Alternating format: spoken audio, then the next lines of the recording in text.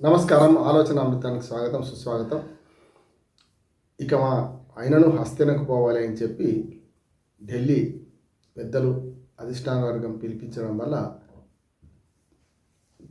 తెలంగాణ రాష్ట్ర మంత్రివర్గం మొత్తం కట్టకట్టుకొని ఢిల్లీకి వెళ్ళి జీ హుజూర్ అన్నది. మన కేంద్ర జాతీయ కాంగ్రెస్ పార్టీ అధ్యక్షుడు మన మల్లికార్జున ఖర్గే, అంటే అగ్రనాయకులు Rahul Gandhi, opposition of leader Lok Sabha, ఇదేమో రాజ్యసభ అపోజిషన్ ఆఫ్ లీడర్, ఇతరులతో పాటు కేసీ వేణుగోపాల్, ఈ ముగ్గురు సమక్షంలో మన నటరాజన్ కూడా, మీనాక్షి నటరాజన్ మన తెలంగాణ ఇన్ఛార్జ్, ఈ నలుగురు సమక్షంలో మంత్రివర్గం మొత్తం అక్కడ మంత్రివర్గంలో లేని వాళ్ళు ఒక ఇద్దరు ముగ్గురు పోయారు. పిసిసి అధ్యక్షుడు కానీ ఇక ఇద్దరు అందరితో అక్కడికి పోయి ఈ రెండేళ్ల తెలంగాణలో 2 ఏళ్ల కాంగ్రెస్ ప్రభుత్వం ప్రోగ్రెస్ కార్డును అక్కడ ఇచ్చారు. ప్రోగ్రెస్ కార్డు వాళ్ళు వీళ్ళకి ఇచ్చారు, వీళ్ళు వాళ్ళకి ఇచ్చారు, కానీ సమీక్ష వీళ్ళు పరీక్ష రాశారు, వాళ్ళే కార్డు ఇచ్చారు. వేష అన్నారని కొందరు అంటుంటే లోపల ఏం జరిగిందో తెలియదు, కానీ 2 విమర్శలు వస్తున్నాయి. ఒకటి, మంత్రివర్గం మొత్తం కట్టగట్టుకొని మరి ఢిల్లీకి గులాములుగా మారిండ్రు. గతంలో కేసీఆర్ గారు అనేది నిజమైంది.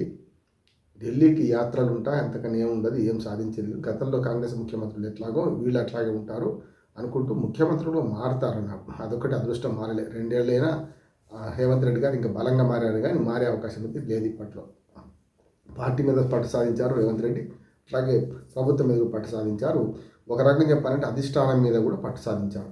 కానీ లుకలుకలు ఎట్లా ఉంటాయని కాంగ్రెస్ పార్టీలో అంతర్గత ప్రజాస్వామ్యం ఎక్కువ అని, అంతర్గత ప్రజాస్వామ్యం కంటే అరాచకత్వం ఎక్కువ అని ఒక రకంగా చెప్పానంటే, అందులో భాగంగా రేవంత్ రెడ్డి మీద ప్రతిరోజు కారాలు మిరియాలు నూరేవాళ్ళు ఉంటారు, అక్కడికెళ్ళి చాడీలు చెప్పేవాళ్ళు ఉంటారు. అయితే చాడీలకు అతీతంగా ప్రవర్తించడానికి ప్రధానమైన కారణం ఏంటంటే మూటలు మోస్తున్నారు అక్కడికి. దానివల్ల రాహుల్ గాంధీ కానీ కాంగ్రెస్ పార్టీ అధినాయకత్వం కానీ ఏమి స్పందిస్తలేదు. రేవంత్ రెడ్డి మీద వచ్చే అన్నింటినీ కూడా కొట్టిపారేస్తుంది అనే మాట వస్తుంది. ఒక దశలో రేవంత్ రెడ్డి మన జాతీయ అగ్రనాయకత్వాన్ని బ్లాక్మెయిల్ చేస్తున్నాడు, ఈయన తప్ప దిక్కు లేదనే పరిస్థితి తీసుకొచ్చుకుంటున్నాయి ఒక మాట కూడా వస్తున్నది. కానీ హరీష్ రావు అంటే ప్రతిపక్షం అంటున్నది ఏంటంటే, ఇవాళ మూటలు తీసుకుపోవడానికే పోయిండ్రు. ఒక రకంగా చెప్పాలంటే కొన్ని విషయంలో అక్కడ మనకు ముఖ్యంగా బొగ్గు కుంభకోణం విషయంలో కానీ ఇతరత్ర వాటిల్లో వాళ్ళకు తెలియకుండా వీళ్ళు దోచుకుంటున్నారని చెప్పి వచ్చింది కనుక ఆ దోపిడీ సంగతి మా వాటా మాకు ఇస్తారా లేదా అని వసూలు చేసుకోవడానికి పిలిచారు అంటున్నారు. అటువంటి ప్రతిపక్షాలు చేస్తే నేను నమ్మను. ఎందుకంటే అటువంటి దానికైతే రేవంత్ రెడ్డి ఒక్కరిని పిలుచుకుంటూ చెప్తారు, లేకుంటే కోమటిరెడ్డి వెంకటరెడ్డినో బట్టి విక్రమార్కనో వాళ్ళని పిలుచుకుంటారు. అందరినీ పిల్లలు బహిరంగంగా ఇట్లాంటి వాటిని మాట్లాడరు ఎవరు కూడా. ప్రతిపక్షాలు ఏమైనా అంటాయి, కానీ బహిరంగంగా ఈ అవినీతి గురించి వీటి గురించి మాట్లాడితే తెల్లరికలు లీక్ అయింది కదా.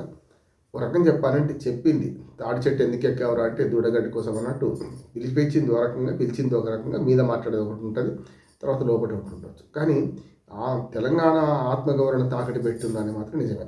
ఎందుకంటే అధిష్టాన వర్గం జాతీయ పట్లకి ఆ ఢిల్లీలో ఉంటుంది, కానీ మంత్రివర్గాన్ని మొత్తం పిలిపించేంత తాకట్టు పెట్టాల్సిన అవసరం లేదు. ఒకవేళ నిజంగానే వాళ్ళు సమీక్ష తెలుసుకుంటే ముగ్గురు నాయకులు వాళ్ళు ముగ్గురు ఇక్కడ రావడమా, 30 మంది అక్కడికి పోవడమా?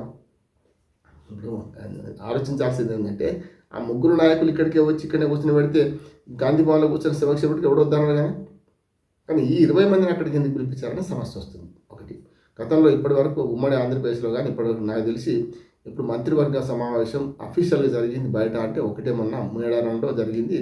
ఇది మనకు సమక్క సారక్క జరుగుతున్న సందర్భంలో అందరం అక్కడ కూడదాం అనుకున్నారు. అది అఫీషియల్గా ఒక్కసారి మాత్రం అక్కడ జరిగింది. ఇప్పటివరకు హైదరాబాద్ విడిచిపెట్టి అక్కడ జరగలేదు, ఉమ్మడి ఆంధ్రప్రదేశ్లో కానీ తెలంగాణ ప్రత్యేక తెలంగాణలో కూడా. ఇప్పుడు ఇదొక కొత్త వరవడు సృష్టించింది ఏంటంటే, మొత్తం మంత్రివర్గం పోయి అధిష్టాన వర్గానికి జవాబుదారీగా అవ్వడం అనేది.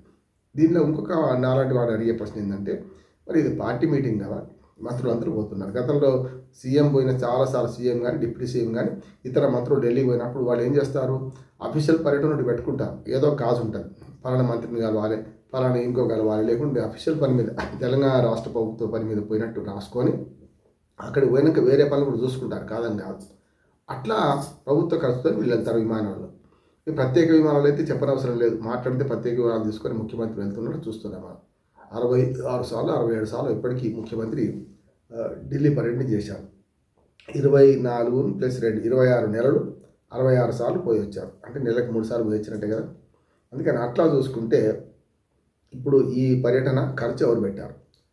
ఇంతమంది మంత్రులకు ఎవరు బుక్ చేశారు, విమానయాన ఖర్చులు ఎవరు పెట్టుకున్నారనే ఒకటి వస్తున్నది. శ్వేతపత్రం విడుదల చేయాలని నాలాంటివాడు అంటున్నాడు. సమస్య లేదు, ఇది ప్రభుత్వం పెట్టుకునే ఖర్చు అయితే కాదు, ఉండొద్దు కూడా. ముఖ్యమంత్రితో సహా నిన్న పోయిన పని కేవలం అధిష్టానం పెట్టిన మీటింగ్కి పోయారు, ఆ మీటింగ్లో పాల్గొన్నారు, ఇంటికి వచ్చారు. ఎక్కడా కూడా అఫీషియల్ పనులు చూసుకొని వెళ్ళు. కనుక తెలంగాణ ప్రభుత్వానికి సంబంధించిన అఫీషియల్ పనులు అక్కడ ఏమీ లేవు ఇప్పుడు.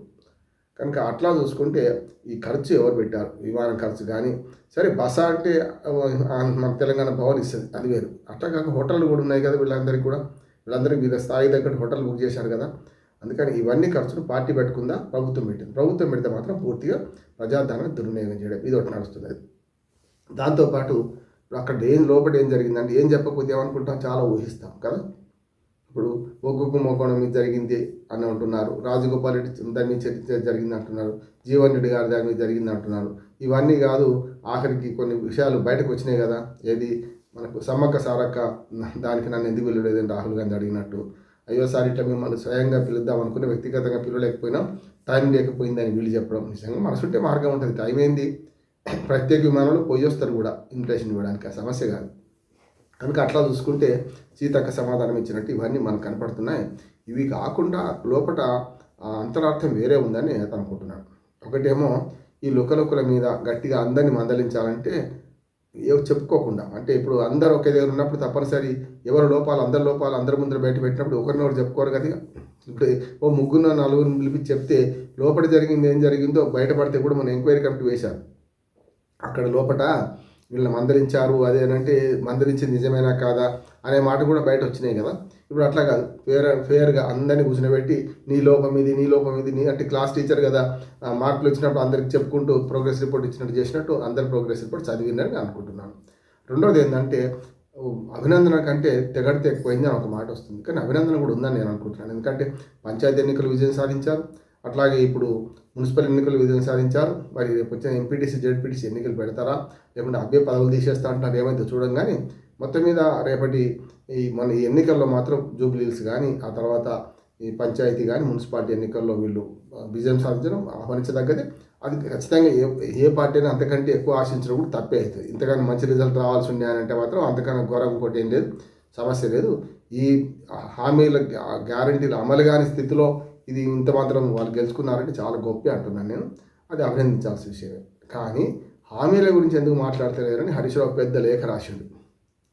అప్పుడు కవిత ఏమన్నది, మీరు అదే చేసిండు కదా, అక్కడేమో ఢిల్లీకి పోయినరు, మీరు ఎర్రవల్లి ఫామ్ హౌస్కి పోయినరు, మంత్రివర్గం అంతా అక్కడ తాకట్టు పెట్టబడదని నేను రెండు కరెక్టే అంటున్నాను. ఎందుకంటే ప్రాంతీయ పార్టీలన్నీ కూడా ప్రైవేట్ ఆస్తులకు మారిపోయినాయి.